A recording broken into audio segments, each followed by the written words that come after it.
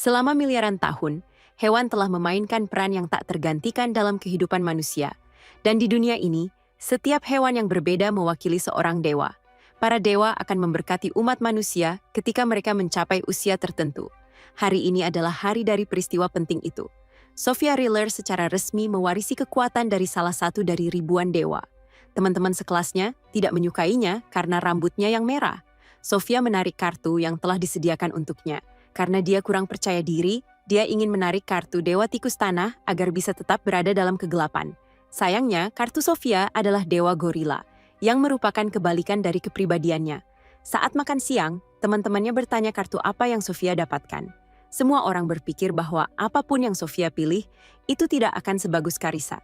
Untungnya, seorang senior terkenal datang ke sekolah pada saat itu, menarik perhatian mereka. Sophia memanfaatkan kesempatan itu untuk pergi ke tempat lain dan makan siang. Di sekolah kerajaan untuk anak-anak bangsawan ini, tempatnya sangat luas. Para murid dilatih dalam segala hal di dunia, agar mereka tidak perlu khawatir tentang masa depan mereka. Sophia menyadari bahwa para laki-laki akan mencoba menjalin hubungan, agar setelah lulus mereka memiliki seseorang yang bisa mendukung mereka. Sementara para perempuan akan mencari pria kaya dan berkuasa untuk dinikahi. Hierarki di sini ditentukan oleh status sosial keluarga. Karena Sophia hanyalah putri seorang bangsawan kecil dari daerah terpencil, dia sering dibuli. Dia sedang mengeluarkan sebuah apel untuk makan siang, tapi tanpa sadar menghancurkannya. Meskipun dia menerima kekuatan yang sangat kuat dari gorila, dia tidak bisa mengendalikannya. Sejak menerima berkah tersebut, dia secara tidak sengaja telah merusak banyak hal. Setelah berbicara dengan kepala sekolah, dia juga terkejut dengan kartu milik Sophia. Dia mengatakan bahwa ini adalah kemampuan yang sangat langka, yang hampir tidak pernah dimiliki siapapun. Ini adalah pertama kalinya dia melihat seseorang menarik kartu gorila seperti itu. Menurut catatan, itu sangat langka hingga hanya muncul sekali setiap 50 tahun. Dikabarkan bahwa berkah dari Dewa Gorila adalah yang terkuat di antara kemampuan tempur. Kekuatan fisiknya 7 kali lipat dari manusia, dan kekuatan genggamannya juga sangat besar, mencapai lebih dari 500 kilogram. Saat Sophia sedang berpikir, seekor tupai kecil tiba-tiba muncul meminta makanan. Sophia memberinya sepotong kue. Pada sore hari setelah pulang sekolah, dia pergi menemui kepala sekolah untuk menanyakan apa yang sedang terjadi. Dia mengatakan bahwa ada surat undangan untuk direkrut oleh kesatria kerajaan. Dia tidak harus langsung bergabung. Namun, ini adalah kesempatan yang baik untuk berkembang. Selain itu, dia harus lulus ujian masuk.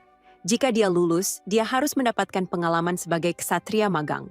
Sophia bertanya mengapa mereka memilihnya. Kepala sekolah berkata bahwa orang yang mendapat berkah dari Dewa Gorila secara alami harus termasuk dalam kelas pejuang.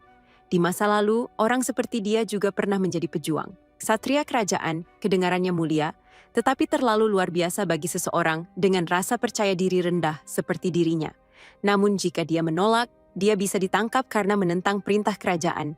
Dia pergi ke taman dan melihat bahwa kue-kue itu telah dimakan. Sophia berpikir bahwa tupai itu telah memakannya semua.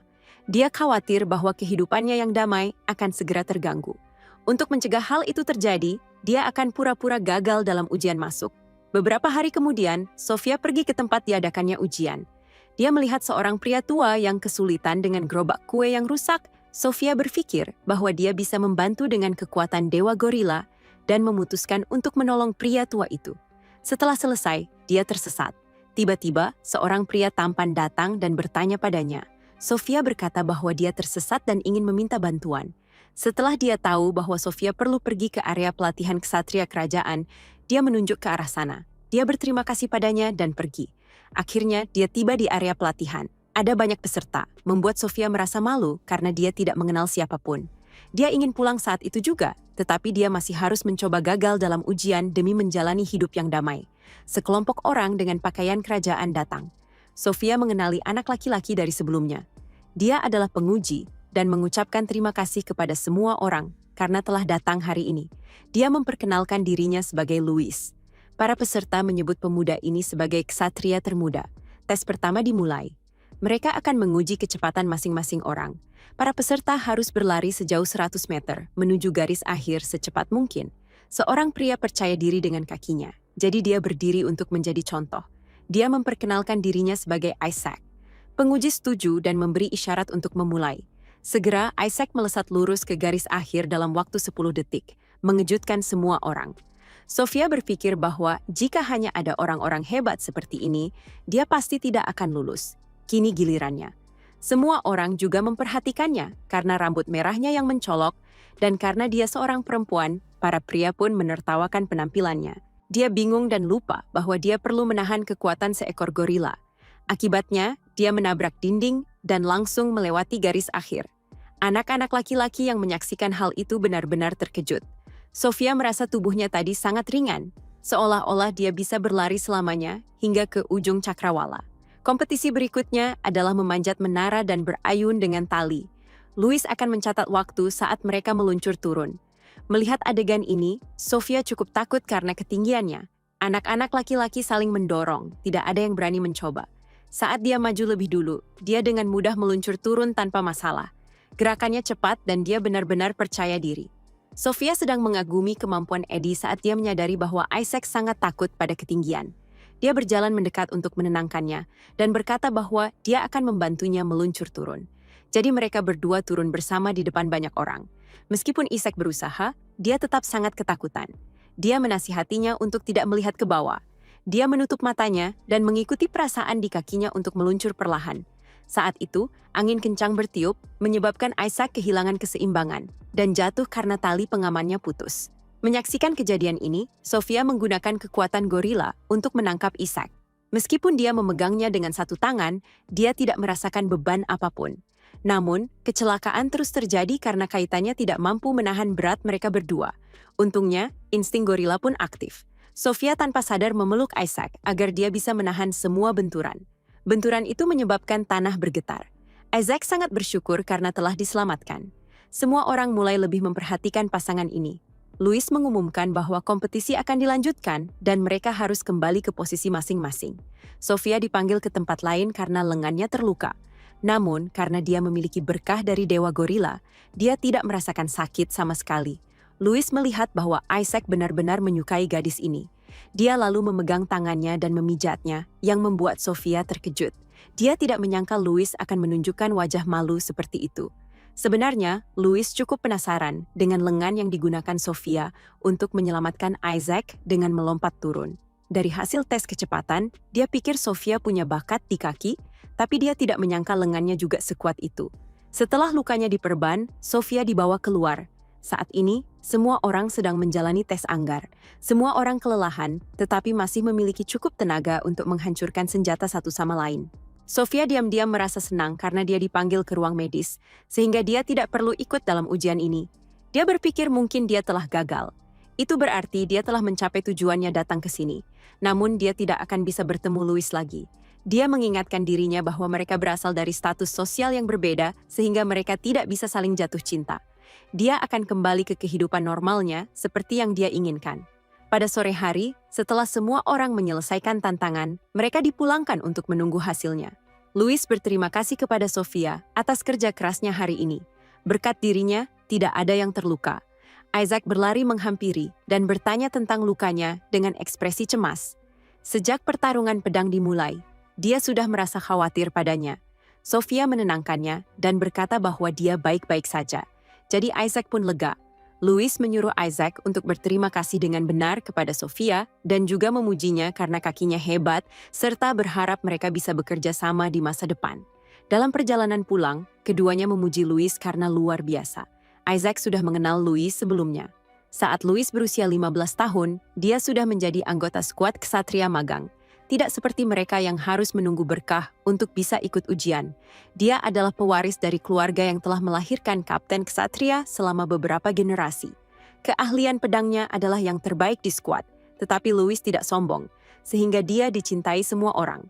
Isaac juga sangat mengaguminya, hingga dia berusaha bergabung dengan skuad ksatria untuk mengikuti jejaknya.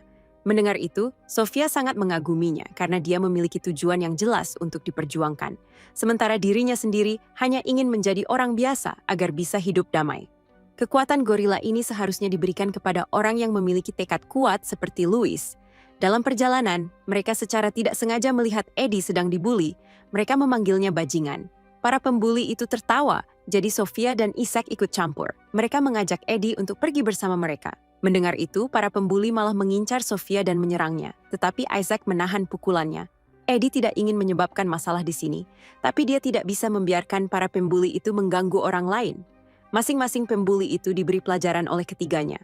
Setelah menghadapi mereka, Sofia menghela napas karena dia hampir membunuh salah satu dari mereka. Isaac memujinya karena sangat kuat, sementara dia sedih karena dua pembuli itu menyebutnya monster. Ketika dia ditanya dari mana kekuatannya berasal, dia tidak berani menjawab. Namun, Eddie menebak bahwa berkahnya adalah dari Dewa Gorila. Melihat apa yang dia tunjukkan, itu persis seperti yang dia pikirkan. Tidak mungkin ada gadis yang bisa menangkap tubuh yang lebih berat darinya dari tempat setinggi itu. Selain itu, gaya lari Sofia yang luar biasa melampaui Isaac. Isaac tertawa dan berkata bahwa berkah dari anjing bisa berlari lebih cepat lagi. Eddie merasa iri karena dia sangat menginginkan berkah itu. Dia berpikir bahwa Sofia tidak tahu seberapa hebat berkah dari Dewa Gorila itu. Gorila bisa berlari hingga 40 km per jam. Kekuatan otot mereka 7 kali lipat dari orang dewasa. Kekuatan genggaman mereka bisa mencapai 500 kg. Dan setelah menerima berkah itu, Sofia mewarisi semua kekuatan tersebut. Orang-orang kuno pernah berkata bahwa berkah yang luar biasa ini adalah salah satu dari dua kemampuan bertarung terkuat di dunia. Namun, kepribadian Sofia sama sekali tidak suka menyombongkan diri. Si bodoh Isaac tidak terlalu mengerti, tapi tetap memujinya sebagai seseorang yang sangat hebat. Eddie berterima kasih padanya karena telah menggunakan kekuatannya untuk membantunya. Setelah hari ini, ketiganya menjadi teman dekat. Isaac memperkenalkan dirinya sebagai penerima berkah dari anjing. Eddie hanya berkata bahwa dia berusia 16 tahun ini dan tidak menyebutkan apa berkahnya karena membiarkan terlalu banyak orang tahu bisa menjadi kelemahan. Sofia mengakui bahwa dia diberkahi oleh Dewa Gorila dan meminta mereka merahasiakannya. Mereka semua seumuran. Isaac berharap semua orang bisa lulus ujian masuk agar mereka bisa bekerja bersama. Sofia tiba-tiba merasa jauh lebih baik, tetapi sayangnya dia tidak bisa bertemu mereka lagi karena dia mengira dirinya telah dieliminasi. Sayangnya, kenyataannya tidak seperti yang dia pikirkan. Kepala sekolah mengatakan bahwa sebenarnya Sofia telah lulus meskipun dia tidak mengikuti beberapa ujian terakhir. Secara umum, dia tidak tahu bagaimana para penguji menilainya, tetapi kemampuannya memang dinilai sangat tinggi. Akibatnya, setelah sekolah, dia harus mengikuti kursus pelatihan untuk menjadi ksatria magang. Guncangan dari kejadian ini masih menghantuinya hingga beberapa kelas berikutnya. Tiba-tiba, dua murid pindahan datang ke kelas mereka. Para gadis melihat bahwa mereka tampan. Sofia mengenali mereka sebagai Isaac dan Eddie. Sofia tidak ingin teman-teman sekelasnya tahu bahwa mereka saling mengenal, jadi dia mencoba bersembunyi. Sayangnya, Isaac melihatnya dan memanggil namanya. Sofia tersenyum canggung dan mengucapkan selamat tinggal pada kehidupan sekolahnya yang damai. Setelah mereka bertiga keluar, dia meminta kedua temannya untuk merahasiakan fakta bahwa dia bergabung dengan para ksatria magang. Meskipun mereka tidak terlalu mengerti, mereka setuju. Isaac dengan penasaran bertanya mengapa dia ingin menyembunyikannya. Sebenarnya, karena kedua anak laki-laki itu sangat tampan, jika para gadis di sekolah tahu bahwa dia akan bekerja sama dengan mereka dalam waktu yang lama, dia akan dibenci. Dia meminta mereka untuk berbohong bahwa dia hanya pernah bertemu mereka sekali saat masih kecil. Setelah berdiskusi, mereka bertiga melihat kerumunan orang berkumpul. Sofia penasaran siapa yang begitu populer. Ternyata itu adalah Louis.